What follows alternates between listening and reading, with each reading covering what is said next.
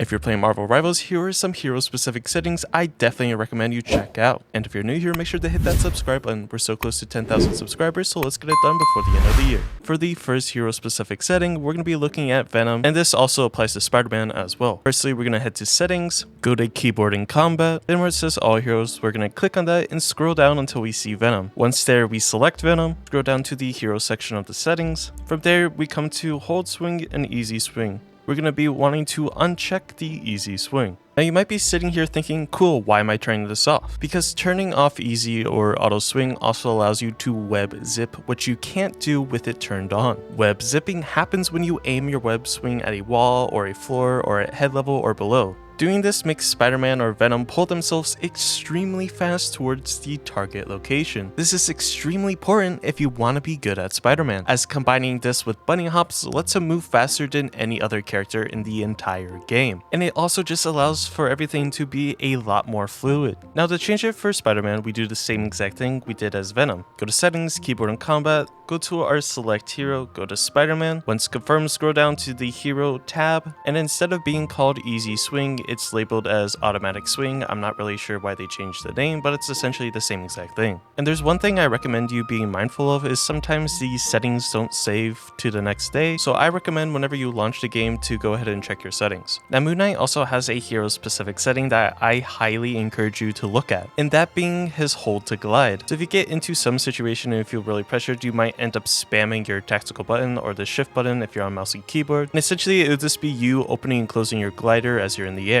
But I actually highly encourage you to turn this off. All you have to do is go into settings, go to the hero selector, select on Moon Knight, scroll down to the hero selection after confirming him, and then go into hold to glide and make sure it's off. Now we're doing this for a couple of different reasons. One reason being it gives you a lot more maneuverability. When compared to the old one, it doesn't really give you that. As well as having it off just gives you a lot more fluidity. Before I had it turned off, I always found myself in very bad scenarios where I'm trying to glide away, and then I let go of my shift, and well, you can kind of guess what happens. But ever since I went to toggle for glide, it's just been a whole lot better, because I don't have to worry about accidentally letting go of my shift button. And it will surprise you how many times you might lift up shift and you're not even really paying attention. So this is one setting for Moon Knight I definitely encourage you to try out. For our next hero specific setting, we're going to Jeff the Landshark. And just like the other characters, we're going to keyboard and combat, going to all heroes, selecting Jeff, then scrolling down to the heroes section.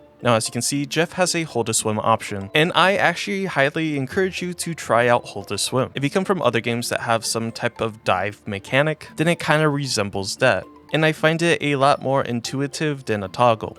And another thing is I highly recommend turning off hold to ascend. If you have hold to ascend on, because we're also using hold to swim, that basically means we'll be holding two buttons to try to climb up a wall. By turning that feature off, you don't have to hold two buttons to stay on the wall. All you have to do is hold space as you approach the wall, then let go once you're on it. This allows you to be a little bit more agile on Jeff, so you can easily ascend and descend walls, and you don't have to worry about, pressing and holding two buttons. All you have to do is press and hold one. I feel like a lot of content creators skip out on Hulk and his settings, but there is one setting for Hulk that I highly recommend. Again, by following the previous steps, keyboard combat, selecting your hero Hulk, scrolling down to the hero section. Now I suggest if you play Hulk, I say turn off his hold to space to leap. It instead turns a quick space press into a charge bar that you can see so that you can time and aim more accurately to get out of dodge and can actually chase people down. And it's actually a lot more effective than I originally thought. So if you're playing Hulk or you want to play Hulk, I definitely recommend looking at this setting. If you're playing Captain America or you're new to the character in general, here's some settings I would definitely look at. Firstly, I recommend having his sprint set to toggle. To me, it completely makes sense because sprinting is a giant part of Captain America's kit. You're sprinting to use his,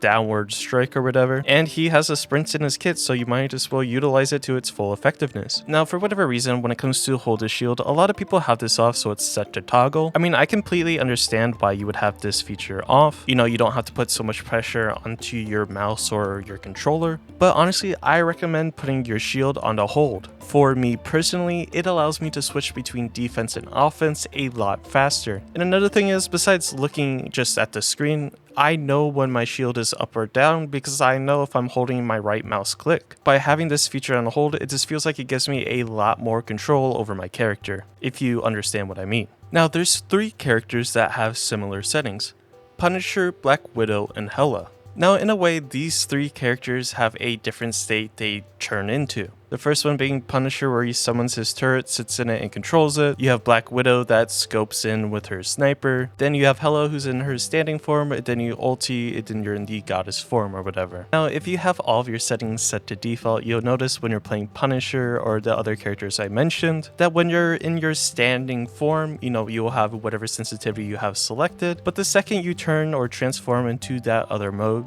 take for example, when you're in turret mode, your sensitivity is different. That's because if you actually go to the character settings, you can see at the heroes section, they have their own unique sensitivity for the form. Now I definitely recommend you to change, your sensitivity settings so that they either mimic your normal sensitivity out of the form, or maybe you need a little bit faster. The only thing I would be careful of is tweaking Black Widow's horizontal scope form. If you move it just a little bit too much, it feels like you're hitting a trick shot off a carrier in Black Ops 2. Only real ones get that reference. But regardless, I definitely recommend fine-tuning these settings so whatever feels comfortable for you. Now one setting that I highly encourage you to look at is for characters that have some type of wall climbing ability. For this example, we're going to be using Rocket Raccoon. For wall climbing, I like to have the climb direction set to wherever the crosshair is aiming. Now this makes a big difference when you're trying to evade damage. Now you can also have him set to auto climb the walls, but me personally, I like to have it on hold because I feel like I have a lot more control. Like I said earlier, it's a very good setting that allows you to dodge a lot of damage, and you can be pretty sporadic on the wall, especially if you have it set to your crosshair. Now this also applies to a lot of other wall riding characters. You have things like Spiderman,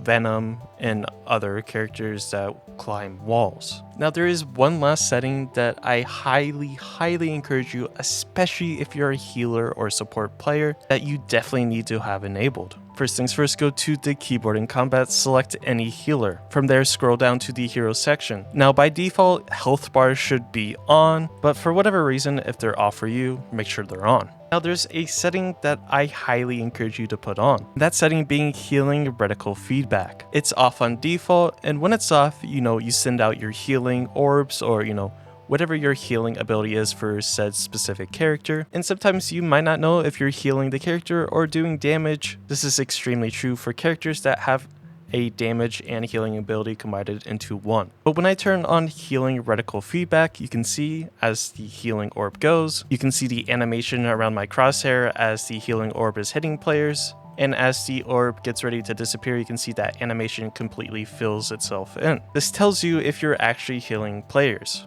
rather than dealing damage. And after I found this and I explained it to my friends that play healers and supports, they have never turned it off. It's a very useful setting that, whatever reason, a lot of players skip out on. So again, highly encourage you if you're a support player to turn this setting on. But anyways, those were my hero specific settings I definitely recommend you trying out. If you found any of these settings helpful or useful at all, do me a favor, hit that like and subscribe button. We're pushing for 10,000 subscribers, so might as well. But anyways, I hope you have a great day and I'll catch you in the next one.